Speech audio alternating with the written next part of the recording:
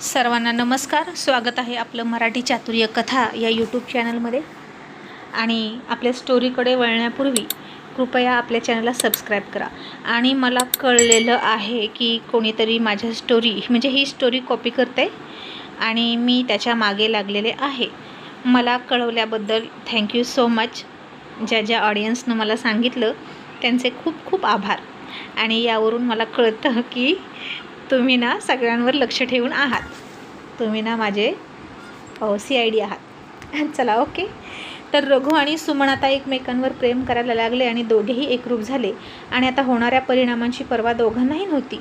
आणि रघु म्हणाला, सुमन आता घरी गेलं पाहिजे. तुझ्या घरी कळलं तर गदारोळ होईल. आणि सुमन त्याच्या छातीवर डोकं ठेवून हसत म्हणाली, आता काय व्हायचं ते होऊ दे रघु. त्यांनी मला जाळून मारलं तरी हरकत नाही. मी आता मरणाला भीत नाही. रघुनं तिच्या तोंडावर हात ठेवला आणि म्हणाला, खबरदार जर पुन्हा अशी बोललीस तर. मी हा इतका मोठा निर्णय घेतला आहे तो मरण्यासाठी नाही. मला तुझ्यासोबत जगायचं आहे सुमन. असं वाटतं की आत्ताच्या आता तुला इथून घेऊन कुठेतरी दूर निघून जावं.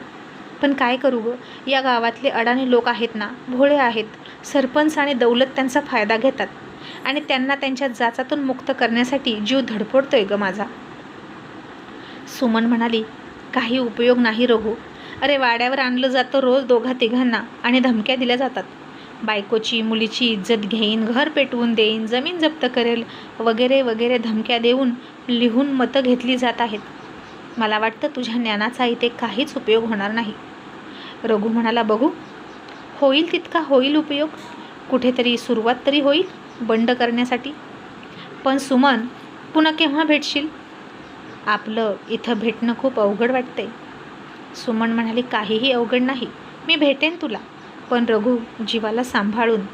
ते दोघेही खूप नीच आहेत. असं वाटतं की सरळ जावं आणि पोलिसात त्यांच्या विरोधात तक्रार करावी आणि त्यांना खडी फोडायला पाठवावं. त्यांचे सगळे गुन्हे मला माहीत आहेत. आणि रघु म्हणाला, सुमन त्याचा काहीही उपयोग नाही. पोलिसही फितूर असतात गं अशा लोकांना. भिवून असतात तेही. आणि म्हणूनच यांची हिंमत वाढते खुलेआम गुन्हे करण्याची. सुमन म्हणाली, मग यांना कधी शिक्षा होणारच नाही का रे. हे असेच गुन्हे करत मोकाट फिरणार का. रघु म्हणाला, असं नाही सुमन. कोणीतरी येईलच की यांचा कर्दळकाळ बनून. फक्त पापाचा घडा भरावा लागतो. अगं सरपंचानं खूप पापं केली आहेत आणि त्याच्याच पावलावर पाऊल टाकून हा दौलत पण चालतोय. बिचारी कस्तुरी, तिचे काय हाल करून ठेवले. सुमन म्हणाली, कस्तुरी म्हणजे ती वेडी बाई ना. रघु म्हणाला, हो तीच ती. आणि तिचा नवरा जयवंत. कस्तुरी खूप सुंदर होती गं. आणि तिला मिळवण्यासाठी सरपंचानं तिच्या घराला तोंडाकडूनच आग लावून टाकली आणि तिची अवस्था अशी झाली बघ. आणि आता सुमनला कळालं आणि तिला धक्काच बसला आणि म्हणाली, किती नीच आहे ना तो रघु. अरे ती भ्रष्ट झाली तरी तो तिला उपभोगतोय. ती भ्रमिष्ट झाली तरी तिला तो उपभोगतोय. मी पाहिलंय स्वतः त्याला तिकडे रात्री तिच्याकडे जाताना आणि ते घाणेरडं काम करताना. आणि आता हे ऐकून रघुला धक्का बसला आणि म्हणाला, काय म्हणजे सरपंच आहे का तो ज्याच्यामुळे दरवेळी कस्तुरी गरोदर राहते. आणि हे ऐकून सुद्धा सुमनला चक्कर येते की काय असं वाटायला लागलं. आणि सुमन म्हणाली, अरे बाप रे, किती भयानक आहे हे. रघु मी त्या घरात पुन्हा जाणार नाही. मला आता त्या माणसाची माझ्यावर नजर पडलेली सुद्धा नको आहे. तू मला स्पर्श केलास ना, आता मला दौलतचा स्पर्शही नको. रघु आता उठला आणि तिचा पदर तिच्या अंगावर टाकून म्हणाला, सुमन उठ. योग्य वेळ आली की मी निर्णय घेणारच आहे. पण तोपर्यंत तरी तुला तिथं जावं लागेल. मग सुमनही उठली आणि तिची साडी व्यवस्थित करून पुन्हा एकदा त्याच्या गळ्यात पडली. पुन्हा एकदा त्याचं दीर्घ चुंबन घेतलं आणि निघाली. रघु म्हणाला, थांब ना, मी येतो तुला सोडवायला घरापर्यंत. सुमन म्हणाली, नको, मी जाईन. आता मी एकटी नाही. तुझं प्रेम आहे माझ्यासोबत. आणि ती गेली. आणि ती घरात येत होती आणि तिची सासू तिला आडवी आली आणि म्हणाली, सुमन अगं कुठे गेली होतीस, तेही इतक्या रात्रीची. सुमनचा चेहरा आता आनंदाने तर उजळला होताच, पण आता तिनं तो आनंद लपवला आणि पुन्हा मरगळलेला चेहरा करून म्हणाली, जीव द्यायला. तुमच्या मुलानं माझ्यासोबत हे सगळं केल्यानंतरही मी जिवंत राहावं अशी इच्छा आहे का तुमची. आणि हे ऐकून सुमनच्या सासूला धक्का बसला. सुमनच्या गळ्यात मंगळसूत्र नव्हतं. कुंकू विस्कटलेलं होतं. याचाच अर्थ सुमन आता या लग्नातून मुक्त होण्याचाच मार्ग निवडलाय तिनं, असं सासूला वाटलं. जास्त वेळ तिच्यासमोर न थांबता सुमन तिच्या रूममध्ये गेली आणि पलंगावर न झोपता जमिनीवर झोपली. नको त्याचा पलंग, नको त्याचा ऐश आराम. माझा प्रियकर रघु गरीब आहे, श्रीमंत नाही आणि त्याच्या ऐपतीला शोभेल असंच मी राहणार, असं म्हणून ती चटईवर झोपली. आणि रघुनं आज तिच्या आत्म्याला स्पर्श केला होता. तो स्पर्श आठवत आठवत गालामध्ये हसत तिनं डोळे मिटले. आणि जेव्हापासून ती इथे लग्न करून आली होती त्यानंतरची ही पहिली रात्र होती ज्या रात्री सुमन रडण्याऐवजी हसत होती. नाहीतर प्रत्येक रात्र तिची रडण्यात जायची. आणि आता सकाळ झाली आणि तिच्या सासूनं पहिल्यांदा दुसरं मंगळसूत्र आणून तिच्याकडे दिलं आणि म्हणाली, सुमन हे गळ्यात घाल बाई. अगं सुवासनीनं असं बोडक्या गळ्यानं आणि उघड्या कपाळानं फिरलेलं चांगलं नसतं. सुमननं आता ते हातात घेतलं मंगळसूत्र आणि त्या मंगळसूत्राकडे टक लावून बघितलं आणि काहीच न बोलता त्याला हळद कुंकू लावलं. तिनं तिच्या भांगामध्ये रघुच्या नावाचं कुंकू भरलं आणि रघुच्याच नावाचं मंगळसूत्र गळ्यात घातलं. मग आता इलेक्शन जवळजवळ येत होतं. दौलत आता बाहेरच त्याची हवस भागवत होता आणि एक दिवशी तो पुन्हा सुमनला हाक मारून म्हणाला, माझ्या खोलीत ये. आणि सुमन खोटं बोलत म्हणाली, माझी पाळी सुरू आहे, मी नाही येऊ शकत. आणि दौलत म्हणाला, अपशकुनी साली, असं म्हणून तिला शिवी दिली. आणि काय म्हणून हिला गळ्यात बांधली माझ्या बापानं कुणास ठाऊक. एक सुद्धा नखरा नाही हिच्या अंगात. बगल तेव्हा तोंड वाकडं. हिच्या नादी लागण्यापेक्षा शेजारच्या गावात तमाशा आला आहे तिकडं जाऊया, असं म्हणून त्यानं नवे कपडे घातले, अत्तर मारलं, पैशाचं बंडल खिशात घातलं आणि तमाशातलं गाणं गुणगुणत निघून गेला. आता तमाशा होता म्हणून सरपंचसुद्धा घरी नव्हते, ते सुद्धा त्यांच्या मार्गानं निघून गेले होते. आणि सुमनने पुन्हा तशीच अंथरुणाची वळकटी केली, त्याला पांघरून घातलं आणि गुपचूप रघुला भेटायला निघून गेली. आणि सुमन आणि रघु असेच एकमेकांना चोरून चोरून भेटत होते आणि रात्रीच्या अंधारात त्यांचं प्रेम बहरत होतं.